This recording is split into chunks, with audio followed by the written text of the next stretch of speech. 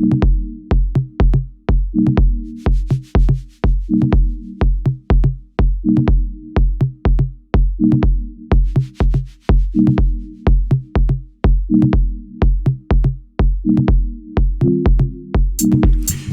and welcome to the most hated show on the Black Corner of the Internet. This is Black Minds News and I'm your host, Mr. Blows Your Minds. Now, normally what I would do on my show is have varieties of different layouts of different media. I decide because I think it's too long and many people can't watch, so I decide I'm going to do single hitters. Let's see how this works. So today, being July 15, 2019, we have a story about Denny'S managers try to kick out black women for complaining about racial slurs. Let me say that again. Black women got kicked out of Denny'S because of racial slurs, right? So what we're going to do is we're going to explore this story. I'm going to lay it out, let you see the videos, give you the backdrop of my take.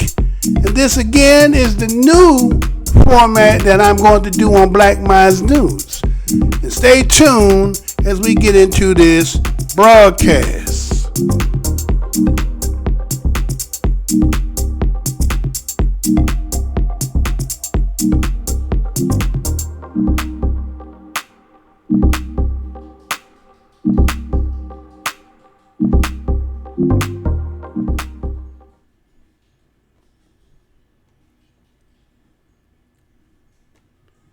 All right, how's y'all doing? Again, this is Mr. Blows Your Minds and this Black Minds News. And this is going to be a new format. I'm going to just do a lot of one-hitters. So, because it seems like I'm taking a lot of people's time. You don't have time to do a whole show. I guess the only reason I'll do a whole show is when I go live. So what I do is I do the one-hitter. Let's see how this works. And let's get into it. So, got this story here that's coming up out of this particular city here. And let me go ahead and give it to you as you've seen on there. Let's get into it. Ready? Let's get it. 3 mid-Michigan women claim they were harassed at a local Denny's restaurant because of the color of their skin. Christiana Ford tells us how they say it all went down. The alleged incident happened at this Denny's on Saginaw Highway in Lansing back in October. What was supposed to be a quick bite to eat after a night out quickly turned into something more. The women say they did hire an attorney after the incident who told them not to speak to the media. Now they say they feel they just want everyone to be aware. I got to fight. I got to fight. Fighting now? I got to fight. Okay. That's the 911 call the manager made when a fight broke out in the middle of the restaurant in the middle of the night. You hear these stories about people like in other cities or somewhere else and you don't think it'll happen to you, and then when it does, it's like, I didn't think that would happen. I didn't think that was something that I would experience. It was scary. It was Sasha Collins' birthday weekend. After going to a comedy show with her grandmother, she and her friends Jennifer McEwen and Lamaya McGuire decided to stop and have breakfast. I remember when we pulled up, I was like, now how did we get to this Denny's? And I was like, we're like, oh, well, let's just go inside. Jennifer said not 10 minutes after they sat down and ordered food, a biker gang started harassing them. Basically what we could hear the most was the N-word. He started to joke with his friend, like, my N-word. I don't know what exactly. I think she may have asked, like, what did they want to eat? And he was like, feed these N-words some T-bone steak. The women say they tried to complain to the waiter and then the manager. I said, I have some concerns that I want to express to you. I said, since this party of four came in, they've been saying racial slurs.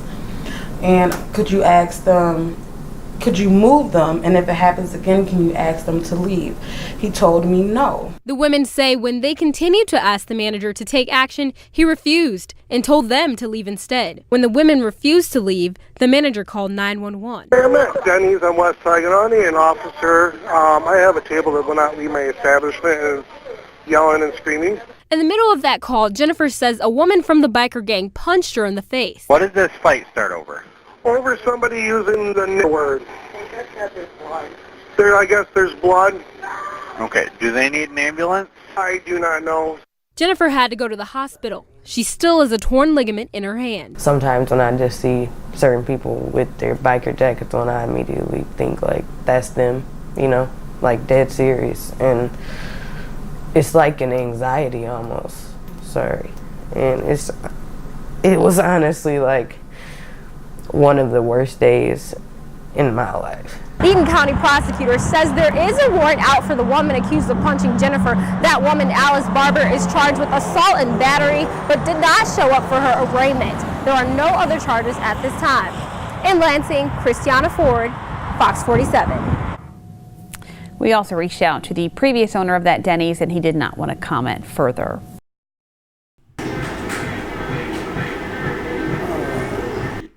All right, so we see that Denny's manager tried to kick out the black women for complaining about racial slurs, right?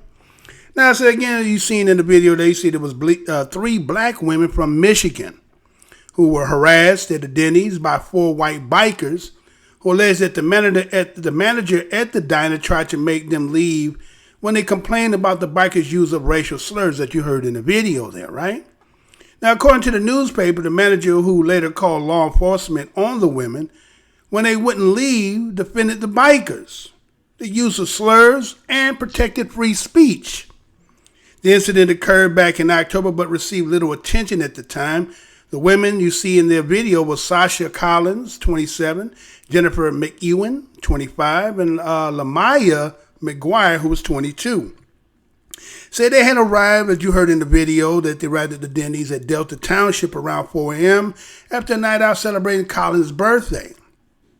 The women said that they had been drinking and that they were quietly awaiting on their food when the 4 bikers arrived.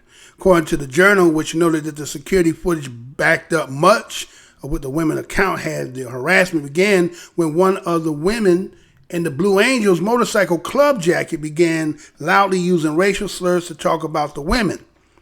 He told the waitress to serve them, as you heard, nigger, some T-bones. Waitress ignored the slur, though. Collins then complained directly to the manager, a man named Patrick Fort. When she asked the Fort to ask the biker to leave, he allegedly responded, "No, I cannot ask them to leave. It's a freedom of speech." When Collins returned to her table, the manager followed her, and in the earshot of the bikers continued to lecture her about their free speech. The women said they became worried that the manager's actions put them in risk of confrontation with the bikers. And they became upset. Ford allegedly asked the women to leave. When they asked for their food to go, he refused, and when they wouldn't leave, called law enforcement. McEwen said she tried to call law enforcement at the same time. The conflict then escalated when a white woman, later identified as Alicia Barber, allegedly called McEwen a slur, probably a nigger and a bitch, and punched her, and then the two got into a fight and were pulled apart. McEwen was later able to identify Barber online and reported her, and Barber was arrested and charged with misdemeanor assault. Now, according to Eaton County Sheriff Office report from the incident, Ford confirmed her actions that night and used the word colored to describe the women. Patrick stated that he cannot control what other people say, and if they choose to use the nigger word, they are free to do so. But he does not allow swearing in his restaurant. The report said, according to Denny's, Ford no longer works for the restaurant chain.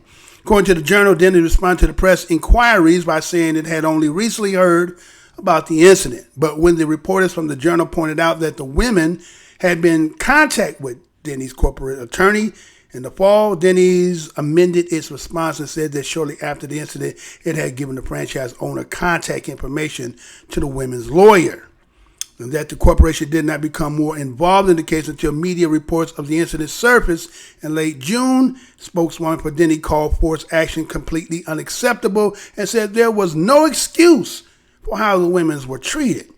3 women said they didn't hear from Denny's until the media reports began, and they are asking for compensation and an apology from Denny's, as well as more racial sensitivity training for employees. They filed a complaint with the Michigan Department of Civil Rights and a request of the women that Lansing, Michigan chapter of the NAACP is investigating the case. Now, that was the story that came out of the Slate right? Then they talked about that article. Now, again, for those who's kind of brand new, and brand new is you just new, you're getting into the game, you just starting to figure out the ways of life. And, if you go back in the 90s, was a big issue with Denny's restaurant. Fresh and fruity, tutti fruity, fresh and fruity, all that bullshit. It was giving 1,000 pancakes for $1 and 50 pounds of bacon for $2. You know what I'm saying? Making niggas come up in there, and yet they don't like niggas, right?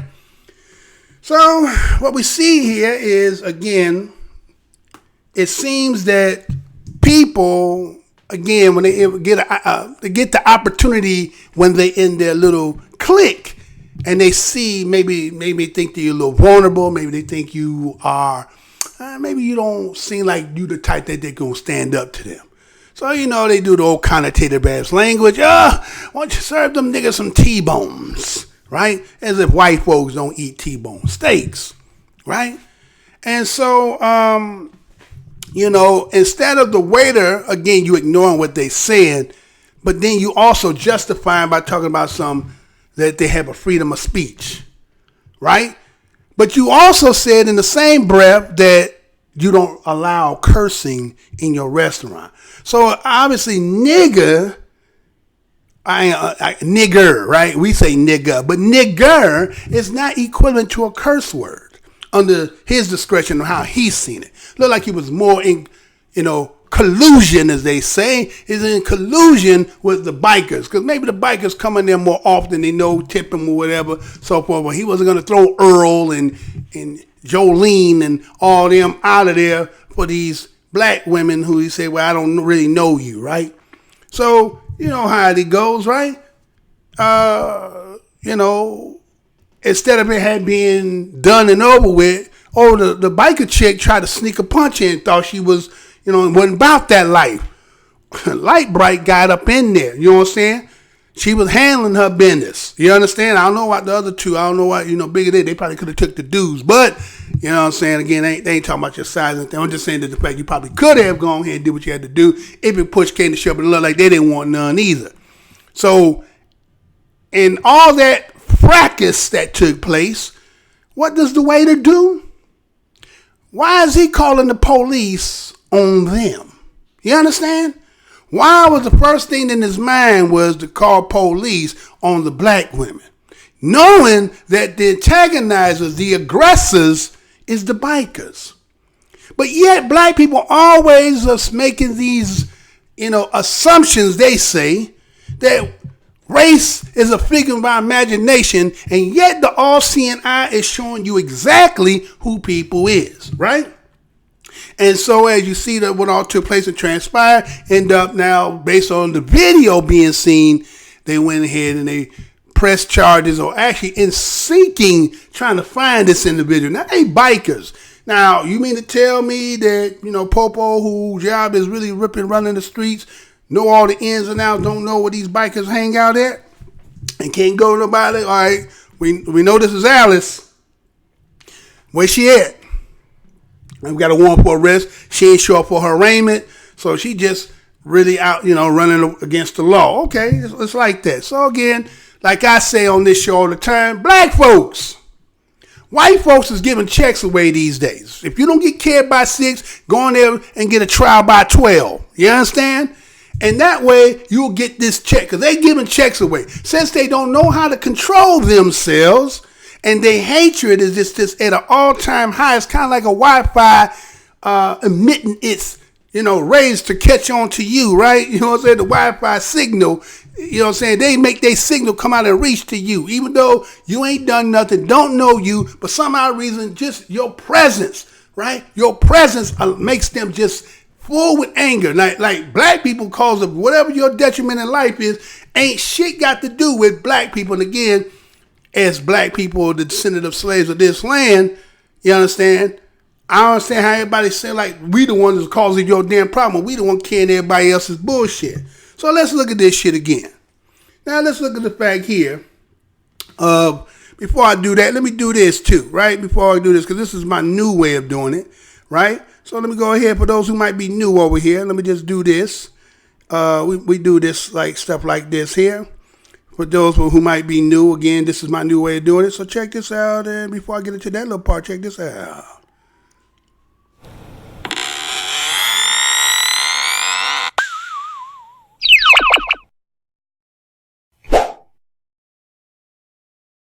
All right.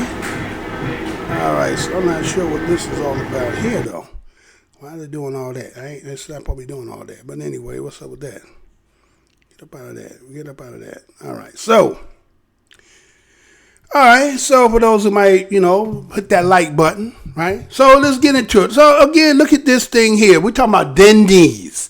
Denny'S got a long history in this country going back now, probably over let's say about 25 years ago, right? About 25 years ago, there was about a case in 94 where they made this big settlement. It was about $54.4 million of a discrimination suit that spanned across over maybe 1,400 Denny's across the United States, right? Primarily about 3,000 of them cases was up in California, right? And I think it's about 4,300 all in total. So it's 3,000 in California and 1,300 with a split between the rest of the nation, right? And so what we see is that the lawsuit was stemming back in that time. Accused of lawsuit was the fostering of discrimination in their so-called corporate culture, right? Corporate culture, meaning this is stuff that has been passed down, seems like it is part of the protocol or memos that is stated and taught by managerial on down, the trickle-down effect. And that, again, did you see how he could refuse? They asked to get their food to go. He refused that and then called police. So somehow the whole situation, based on, again, you heard the sister say, she tried to ask, well, again, is it possible that maybe you could move them or have them, not be able to say that? That ain't what he did. He took the good old boy situation. Oh, they're all right. They got freedom of speech, right? And so, again, when we look at this Denny's, and again, it goes back to Flagstar Corporation, right? You might have known that. But Flagstar also is tied into that bank. Remember back in the day, going back even before, they used to be TWA, man, Trans World, and then they became Trans World Corporation, right? And then in 1997, they ended up changing their name, became Advanica Restaurant Corporation, and they were making about $3.8 billion a year annually. 3.8 billion, right? 3.8 billion. And so what we see is that a company like this, who has seemed to have this stigmatization that has traveled with them long on, because again, remember, the first thing that was said in this story was that the lawyer said, all right, don't say nothing. We're going to keep this on the hush. Why? Because look who it is. It's Denny's. This is free check. They already have the, history of this kind of shit always happening. So they wanted to keep it on the hush. We're going to cut you this little check and then we ain't going to try to make no publicity about it. But again, when people, black people, are not sitting out here telling these stories about what done transpired, and when the new ones come, they don't know. You say, well, why are we eating this place in the first damn place? Because I remember when all this was taking place, I knew people who decided they like to go eat in Denny's. I was like, what we eating in Denny's for? You know how they feel about niggas. So why is we finna patronize them with our money when they don't like you? But some people, again, say we want diversity training. No, fuck all that. Just don't give them your money. You understand? If they can make $3.8 billion off of the fact of just they people, then let that be the money they make. Now, I know you coming from a long night out, hanging out or whatever. You done had a couple of drinks, because see, they had to throw that in there, right? Oh, they had some drinks, or maybe that was the reason why they got into it, because maybe they overheard, or maybe they just drunk and they didn't know. Now, they said what they said. The video supports everything that they said. But see, that's why they have these kind of businesses, because they know you coming from to and fro. They open 24 hours. You hungry, you high, you drunk, or whatever it might be. Well, this is like the lights is on. You gonna try to come up in there. But the protocol of the place is they don't really like fucking with you, right? But again, the whole situation is the fact that these type of places don't patronize them. When they become known like this, don't give them your money. All right, you hungry? Then you find something else. Go in the gas station, get you a Slim Jim or some shit like that. Whatever you need to do, but don't fuck around in there. But that's just how it is, and that's Denny's. And it has the history. And always have and always will be, right? And again, this is the most hated show on the black corner of the internet, doing a single shot. Trying to keep it low as fast, see as many we can get it going. So until the next one, y'all, peace, love, and black and all that good stuff.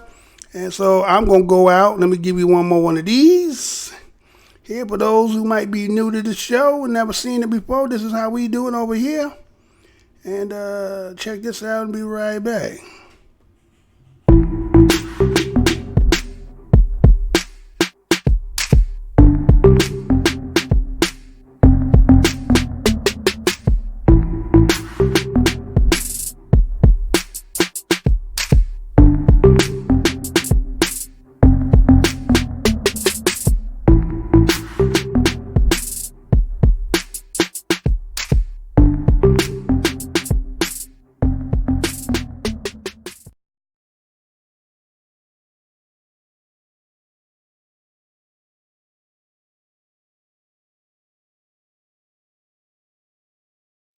Portions of the following program may be unsuitable for younger or more sensitive viewers. Viewer discretion is advised.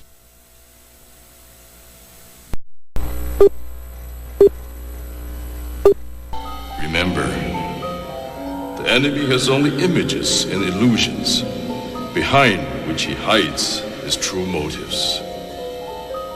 Destroy the image, and you will break the enemy. I'm here to tell you tonight that the businessmen, the mayor of this city, the police commissioner of this city, and everybody in the white power structure of this city must take a responsibility for everything. Can you feel it? Can you feel it?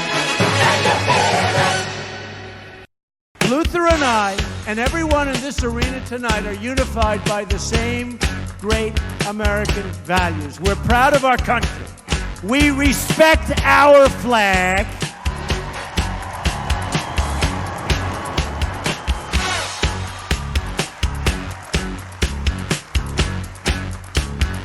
Wouldn't you love to see one of these NFL owners, when somebody disrespects our flag, to say, get that son of off the field right now, out, he's fired. He's fired! Race is when you use your power and influence to subject people into inferiority. Utterances can't be racist. Look around you, man. They own this shit. They own this couch you sitting on, them shoes you got on your feet, this building, this school, this country, you. We're behind enemy lines, dog. So you must first of all remember that this system was not originally designed with black people in mind. Right on, and it definitely was not prepared for black people to in the end begin to demand their rights and an equal share in this country which they've died for. Right on. Hey, and we definitely are not going back to Africa. In the church, we used to sing the song, "Good news, the chariot is coming." While you sit here today, knowing that you have come to hear good news, you must realize in advance what good news for you might be bad news for somebody else. What good news for the sheep might be bad news to the wolf. They say, oh, things are getting so much better for you. In 1849, it was hitting blacks on the head 100 times a day. In 1990, they hit them 48 times a day. Isn't it better? Oh, it's got to be better. You're saying 52 blows. The only purpose of most black Americans on earth today is to destroy. I think that's noble. Italians love Italians. When Irish love Irish. But when a nigga loves a nigga, it's an unpardonable sin. They have blood in their hands.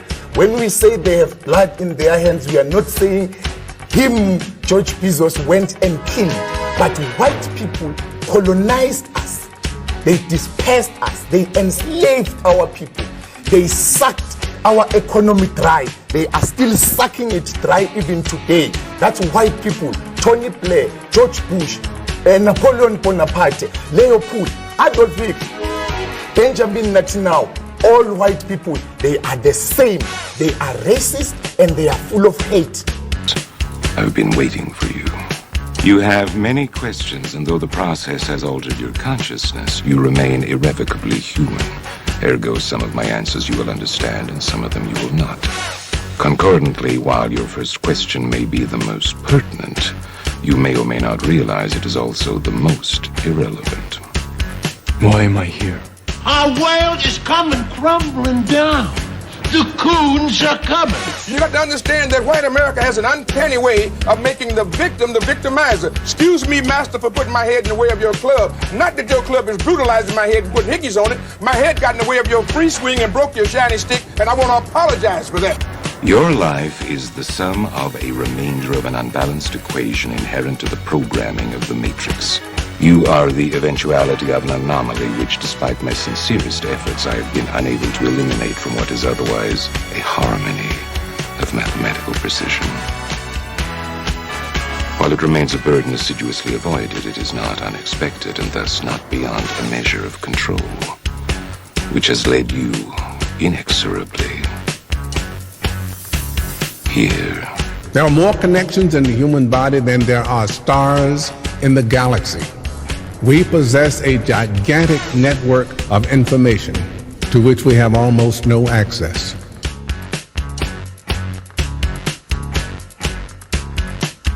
Matrix is older than you know. I prefer counting from the emergence of one integral anomaly to the emergence of the next, in which case this is the 6th version. 5 ones before me. 3, 4. There are only 2 possible explanations. There were 5 ones before me.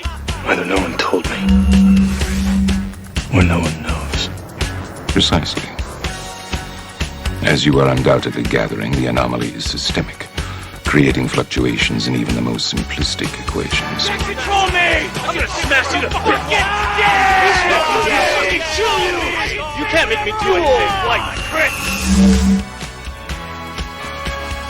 Choice. The problem is choice. Let us remember that we are not brutalized because we're Baptists. We're not brutalized because we're Methodists. We're not brutalized because we're Muslims. We're not brutalized because we're Catholics. We're brutalized because we are black people in America. Because white people made him to be what he is. They made him to look evil, because that's their role, to make all of us black people to look evil and to hate ourselves. I can't hate. You're a nigga till you die. If you're a poor nigga, you're a poor nigga. If you're a rich nigga, you're a rich nigga. But you never stop being a nigga. And if you get to be educated, you're just an educated nigga. I'm told every day I'm on air that I'm racist because I call out racism. That is maddening to me, and I'm crying about it because it's crazy. So the Honorable Elijah Muhammad is teaching you and I and trying to tell the white man to get this powder keg out of his house. Let the black man separate from his house. Let the black man have his own house. Let the black man have his own land and his own property. I thought the bitch was white! Damn it! I thought the bitch was white! That's true. I think that white people are so guilty, knowing what they've done to black people, that they feel if the deeds were reversed, they would hate the black man if he had done the same thing to them. So it's actually, it reflects a guilt complex on the part of whites when they ask us, do we hate them? And if you notice, Uncle Sam has formed a habit of going all over the world. He calls it the ugly American or the American image. He thinks that everybody hates him because it's a guilt complex. And if you think that if you are worried about Europeans hating you, and they're your allies and your cousins, well, naturally it would follow for you to think that Negroes in this country would hate you, especially in light of what has been done to black people in this country by white people. Now, check it out. The white ball dominates everything, right? Knocks the shit out the yellow ball, the red ball, right? And the game's over when the white ball drives the black ball completely off the table. But you have to see that all of this is hypocrisy. I love Malcolm. Malcolm called me the Sunday that he died. I was working Basin Street East. He said, Brother Greg, you coming by today. I said, Malcolm, I love you. And I said, I love you so much, I don't even want to take a chance to said, what do you mean, Brother Greg? I said, well, I close tonight, Sunday night at Basin Street East. And I said, but I had my wife book me a flight into Chicago at 8 o'clock this morning. And I'm going to Chicago, and I had way beneath my salary, booked me into a college about 10 miles from the airport. And I'm going to go there and speak this afternoon, and I'm going to stay there until they tell me you dead. Because I'm not going to let this government get two of us for the price of one. And I'm going to call Adam Clayton Powell when I finish talking to you and beg him not to come there.